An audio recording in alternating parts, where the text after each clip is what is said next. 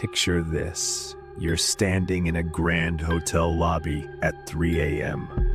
The ornate chandeliers cast dancing shadows across Victorian furniture. The silence is so thick, you can hear your own heartbeat, until footsteps echo down an empty hallway above you. You look up, but there's no one there. Welcome to the Stanley Hotel, where the dead don't check out, they just linger. Tonight, we're diving deep into America's most haunted hotel, the place that inspired Stephen King's masterpiece, The Shining. But here's what'll chill you to the bone. The real stories from this place are far more terrifying than any fiction King could dream up. High up in the Colorado Rockies, at 7,500 feet above sea level, sits a gleaming white Georgian colonial mansion that looks like it belongs in a ghost story. And maybe it does. Back in 1909, a wealthy inventor named Flora Stanley, you might know him from Stanley steamer cars, was dying of tuberculosis. His doctor told him the mountain air might be his only salvation. So Stanley packed up his wife Flora and headed to Estes Park, Colorado. The crisp mountain air worked like magic. Not only did Stanley recover, but he fell in love with the area. Stanley had a vision. He wanted to build the finest resort hotel in the American West, something that would rival the grand hotels of Europe. He purchased 160 acres of pristine wilderness and began construction on what would become his masterpiece. The Stanley Hotel opened its doors on July 4th, 1909. It was a marvel of modern luxury, electricity throughout, running water in every room, and even a telephone system. For wealthy guests escaping the summer heat of lower altitudes, it was paradise. But here's where things get interesting. From the very beginning, guests reported strange occurrences, unexplained sounds, doors opening by themselves the moment it opened its doors. Fast forward to October 1974. A struggling writer named Stephen King arrived at the Stanley Hotel with his wife Tabitha for what was supposed to be a relaxing getaway. They were almost the only guests. The hotel was about to close for the winter season. King later described that first night as one of the most unsettling experiences of his life. They were given room 217, and as they wandered the nearly empty halls, King felt an oppressive presence. The long corridors seemed to stretch endlessly. The silence was broken only by the wind howling through the mountains and the occasional, unexplained sound. That night, King had a vivid nightmare. He dreamed his young son was being chased through the hotel's maze-like corridors by something evil. He woke up in a cold sweat, but instead of fear, he felt inspiration. By morning, he had the basic plot for The Shining. But here's what King didn't know at the time. He wasn't just staying in any room. Room 217 was already famous among the hotel staff for its paranormal activity.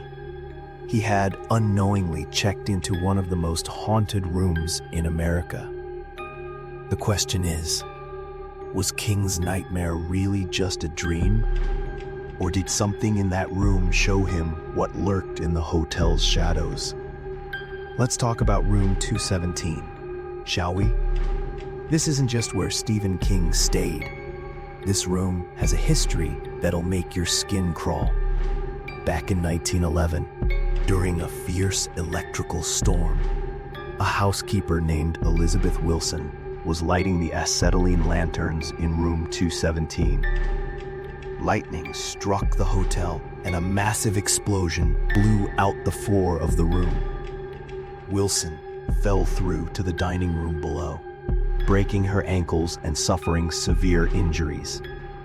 You'd think that would be the end of Elizabeth's story, right? Wrong. Wilson recovered and continued working at the Stanley Hotel for many more years. She was known for being incredibly particular about her work. Everything had to be perfect. She'd inspect rooms with an eagle eye, making sure every detail was just right. Here's the thing. Elizabeth Wilson died decades ago, but according to countless guests, she never stopped working. Visitors to room 217 report their luggage being unpacked while they're out. Clothes are neatly folded and put away. Personal items are organized in ways the guests never left them. But when they ask the front desk about housekeeping services, they're told no one has entered their room. One guest, a businessman from Denver, woke up at 2 a.m. to find a woman in an old-fashioned housekeeper's uniform standing at the foot of his bed. She appeared to be inspecting the room, checking corners and straightening items that didn't need straightening.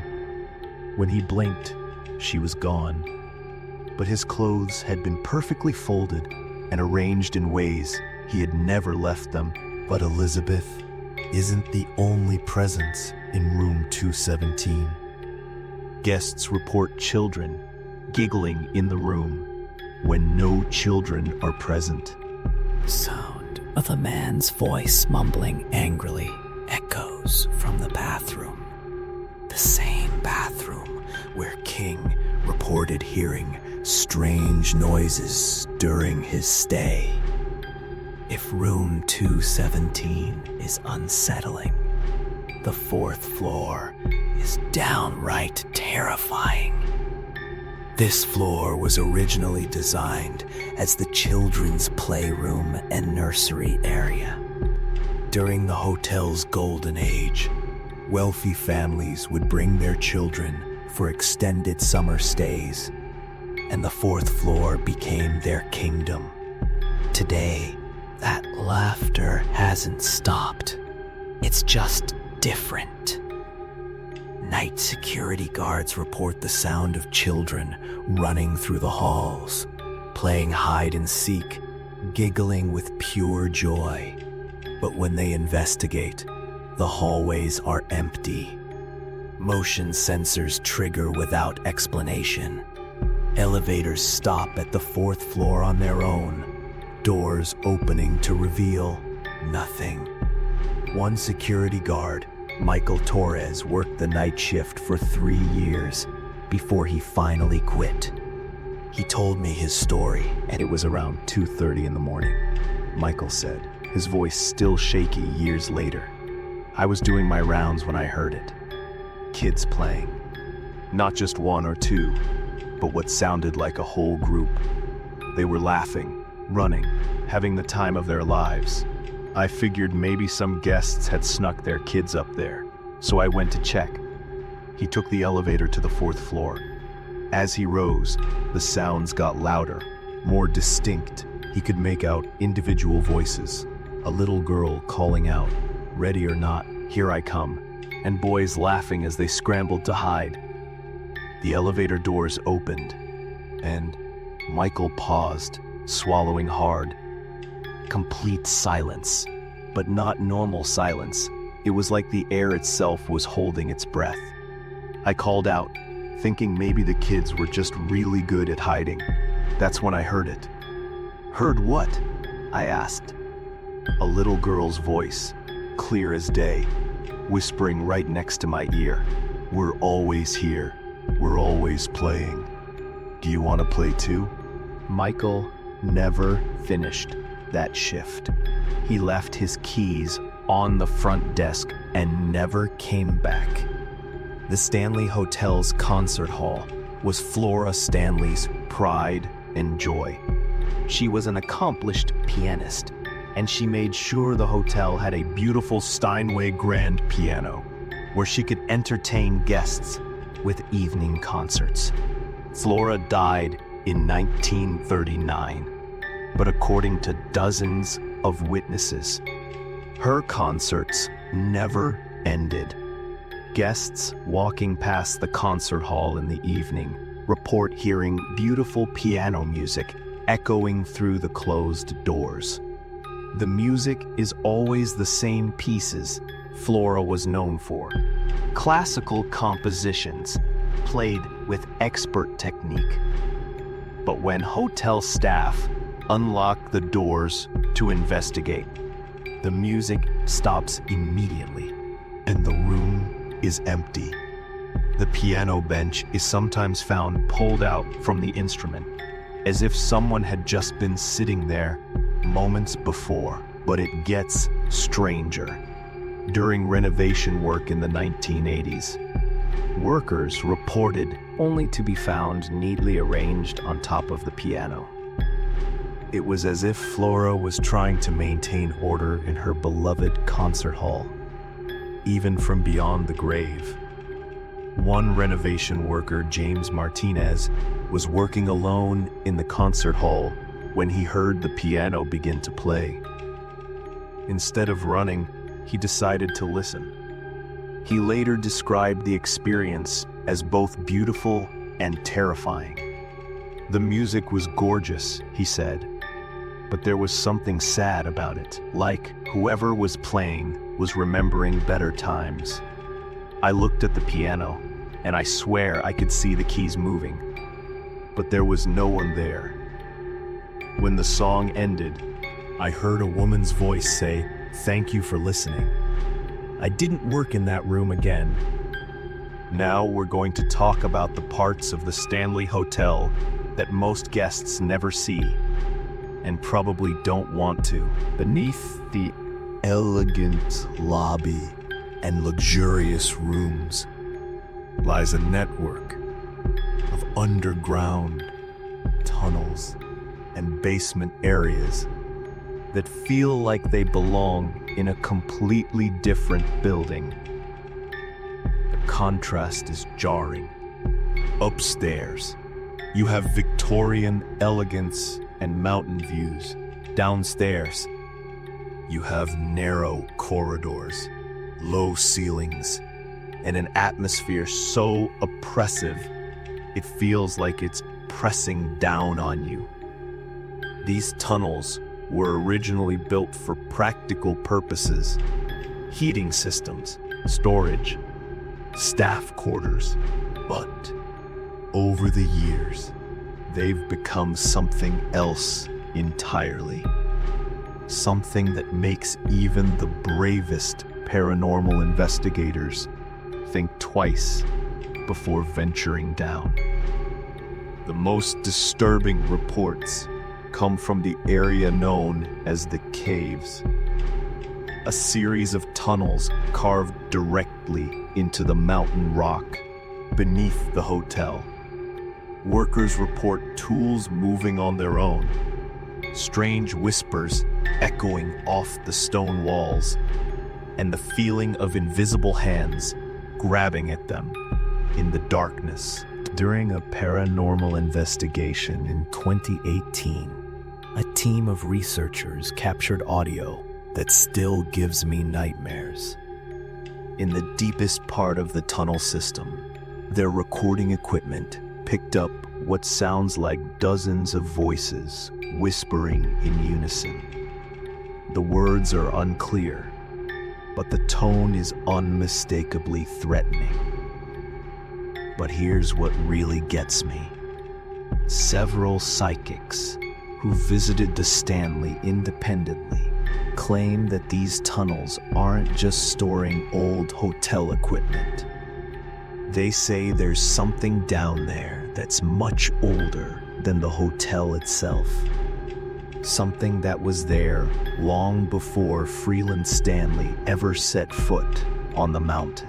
You might think that with all the attention the Stanley Hotel gets, the ghost tours, the paranormal investigations, the constant stream of visitors, the spirits might have gotten tired of all the commotion and moved on. You'd be wrong. If anything, the activity has intensified in recent years. It's as if the ghosts enjoy having an audience. In 2019, a guest named Sarah Chen captured something on her phone that went viral on social media. She was taking a selfie in the main lobby when she noticed something in the background of her photo. A translucent figure of a man in early 1900s clothing standing near the reception desk. When she looked up from her phone, no one was there. But it's not just guests who have experiences. Current employees have stories that would make you never want to work a night shift anywhere. Rebecca Santos, who works the front desk, told me about her most terrifying encounter. I was working alone late one night when the house phone started ringing. Not unusual. Sometimes guests call from their rooms, but when I answered, there was this old-fashioned music playing, like something from the 1920s. Then a woman's voice came on the line and said, "Could you please ask the guests in room 401 to keep it down? We're trying to sleep." The thing is, we don't have a room 401. The fourth floor doesn't have that room number. Rebecca checked the caller ID. It showed the call was coming from room 217. The room was empty that night. Now we're getting into territory that even hardened paranormal investigators find difficult to discuss. Beyond the playful children, the helpful housekeeper, and the piano-playing Flora, there are other entities at the Stanley Hotel. Darker ones. Guests and staff report seeing shadow figures moving through the hallways. Tall, dark shapes that seem to absorb light rather than reflect it. These aren't the gentle spirits of former guests or employees. These are something else entirely. Room 401, which according to the hotel layout doesn't officially exist, is where most shadow person sightings occur. Several guests have reported being given keys to this room, only to find that their key doesn't fit any door on the fourth floor. When they return to the front desk, the staff insists they never gave out a key to room 401. But some guests claim they've found the room anyway. David Park, a paranormal researcher, spent 3 nights at the Stanley in 2020. On his final night, he followed what he thought was a hotel employee down a 4th floor hallway. The figure turned a corner, and when David followed, he found himself facing a door marked 401. "I knew it wasn't supposed to be there," David said, "but I could hear voices coming from inside. Not happy voices, angry ones, arguing. I put my ear to the door, and I could make out fragments.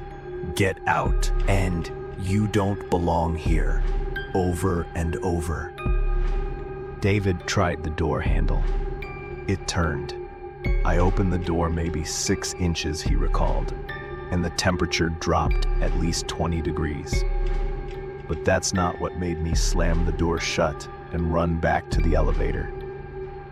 It was the smell, like something had been rotting in there for decades. And the voices, they all stopped at once, like they knew I was listening. When David returned the next morning with hotel management, there was no room 401. Just a blank wall where the door had been. Now we're getting into territory that even hardened paranormal investigators find difficult to discuss. Beyond the playful children, the helpful housekeeper, and the piano-playing Flora, there are other entities at the Stanley Hotel, darker ones.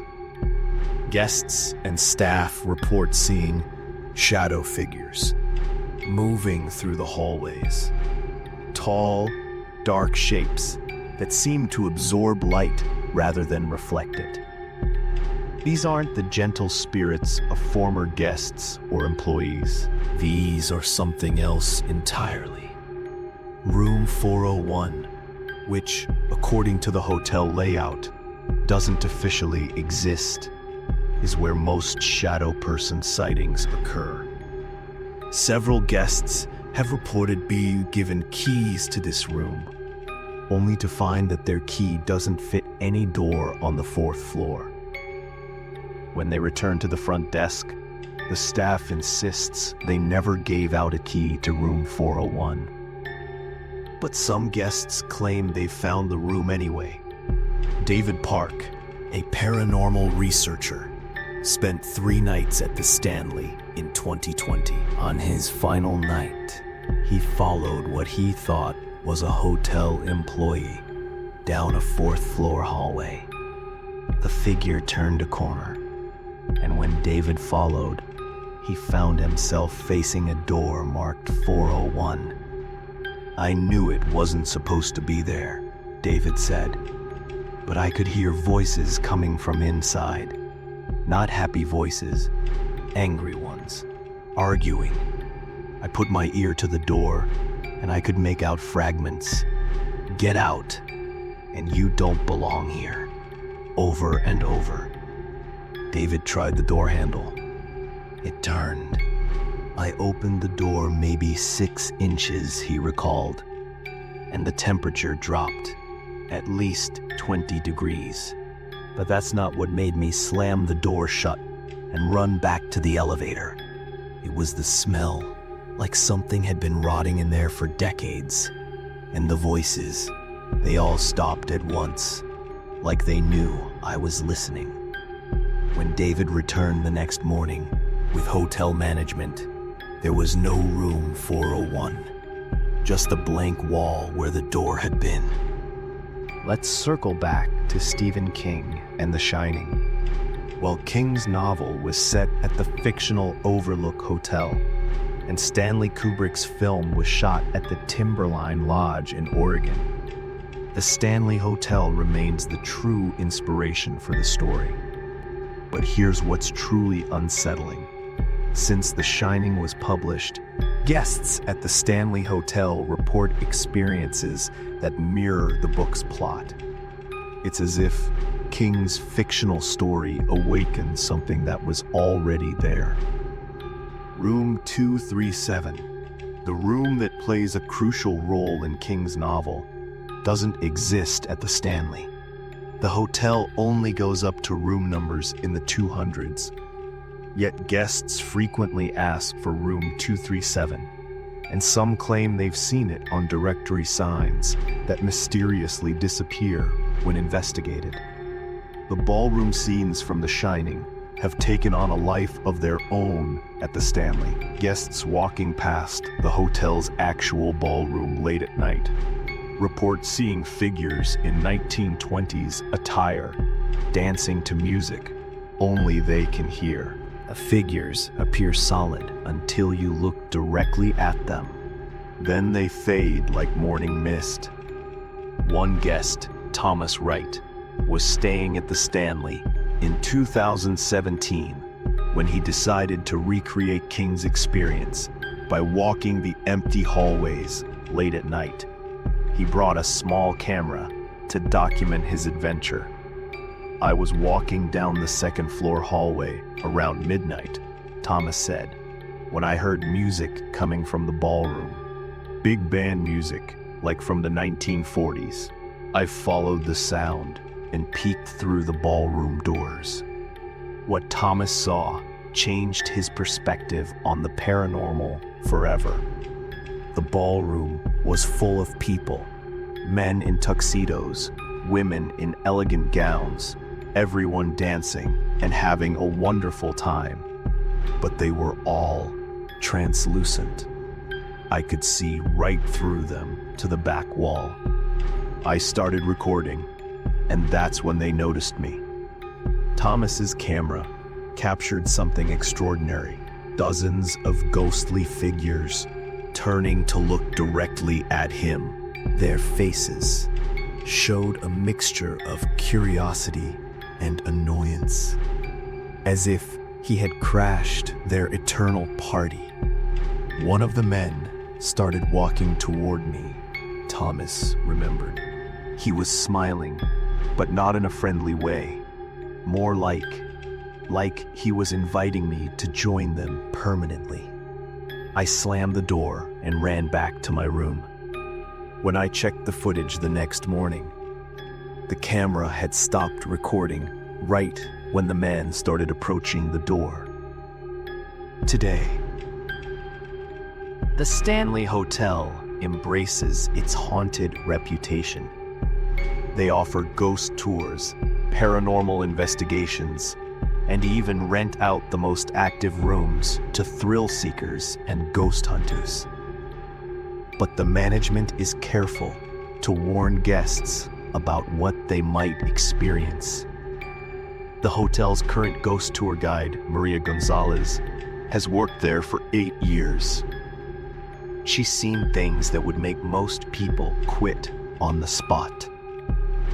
People think that because we give tours and talk about the ghosts, it's all just entertainment, Maria told me. But this isn't Disney World. The spirits here are real, and they don't always appreciate being treated like a tourist attraction. Maria has had to end tours early when paranormal activity became too intense. Guests have been touched by invisible hands, heard their names called by voices with no source, and experienced sudden temperature drops that left them shivering in summer weather. The spirits seem to respond to skeptics the most, Maria explained. It's like they take it as a challenge. The people who come here making jokes and saying it's all fake are usually the first ones running for the exits. But it's not just the ghost tours where activity occurs. Regular hotel guests, people who have no interest in the paranormal, continue to report experiences that defy explanation. The hotel's guest comment book is filled with accounts that would make Stephen King himself think twice about staying another night. But perhaps that's exactly what the Stanley spirits want. Recognition, acknowledgement that they're still there, still part of the hotel's story. When the last ghost tour ends and the final curious visitor heads back to their room, the Stanley Hotel doesn't quiet down. If anything, that's when the real activity begins. Night shift employees have learned to expect the unexpected. Elevators moving between floors with no one calling them. Lights turning on and off in patterns that seem almost like Morse code. The sound of the old coal furnace running, even though the hotel converted to modern heating decades ago. But the most unnerving experiences happen in the early hours of the morning. That liminal time between night and dawn, when the veil between worlds seems thinnest. Security guard Jennifer Adams has worked the graveyard shift for 5 years. She's developed what she calls Stanley Hotel rules for surviving the night. Rule 1, never investigate sounds coming from the 4th floor alone. Rule 2, if you hear piano music from the concert hall, just keep walking. Rule 3, if someone in old-fashioned clothes asks you for help, politely decline and move to a different part of the building immediately. But even following these rules doesn't guarantee a quiet night. Last month, Jennifer said, I was doing my 3 a.m. rounds when I heard a child crying. Not uncommon. Sometimes kids get scared in a new place. But this was different. The crying was coming from everywhere at once, like it was in the walls themselves. I followed the sound to the main staircase, and that's when I saw her. Jennifer paused, clearly still affected by the memory. There was a little girl sitting on the stairs. She couldn't have been more than 7 or 8 years old, wearing a white nightgown. I asked if she was lost, if I could help her find her parents. She shook her head and said, "I've been waiting so long. When do I get to go home?" I blinked, and she was gone. But I could still hear her crying, getting fainter and fainter, like she was walking away down an impossibly long hallway. After spending months researching the Stanley Hotel, interviewing witnesses, and digging through historical records, I've come to a conclusion that chills me to the bone. The Stanley Hotel isn't just haunted, it's a collector. Every person who has ever died within its walls, everyone who has ever felt a deep emotional connection to the place, becomes part of its permanent collection. They don't move on to whatever comes next. They stay, bound to the hotel by invisible chains of memory and attachment. Think about it. Elizabeth Wilson loved her work so much that death couldn't stop her from doing it. Flora Stanley's passion for music transcended the grave. The children who played on the 4th floor found such joy there that they never stopped playing. But there's something else, something darker that I discovered in the hotel's archives. The land the Stanley Hotel sits on has a history that predates Freeland Stanley by centuries. Native American tribes considered this area sacred and dangerous. They believed it was a place where the spirit world touched the physical world, where the dead could walk among the living. When Stanley built his hotel, he may have unknowingly constructed it on top of what the indigenous peoples called a thin place, a location where the boundary between life and death is naturally weakened. Every person who has died at the Stanley, every guest who has felt that otherworldly connection to the place, adds to the hotel's supernatural energy. It's been collecting spirits for over a century, and it shows no signs of stopping. So here's my question for you. After everything you've heard tonight, would you still stay at the Stanley Hotel? The hotel's reservation book is full year-round with people hoping to have their own paranormal experience. Some leave disappointed, having encountered nothing more unusual than creaky old building sounds.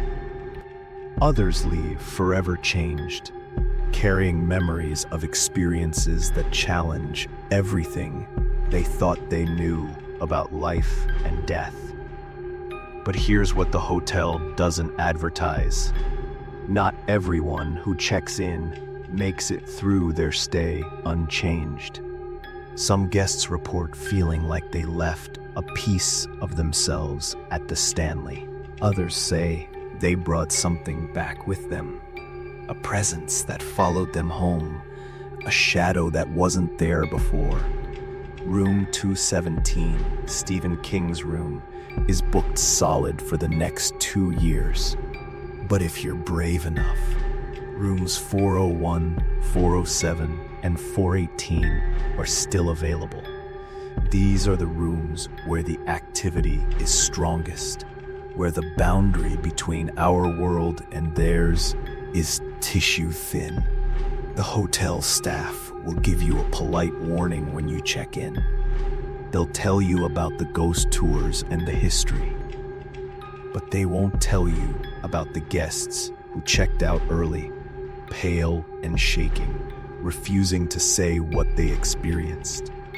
They won't mention the visitors who extended their stay indefinitely, claiming they felt more at home at the Stanley than they ever had anywhere else. And they definitely won't tell you about the guest registry from 1954 that shows signatures appearing overnight.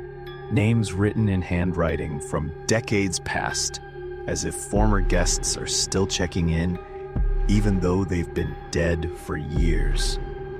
Before you book that room, before you pack your bags for Estes Park, Colorado, remember this. The Stanley Hotel doesn't just collect stories, it collects souls. Every person who has ever felt that inexplicable pull toward the Stanley, everyone who has ever felt like they belonged there more than anywhere else in the world, becomes part of its permanent collection. The hotel feeds on that connection, grows stronger from it.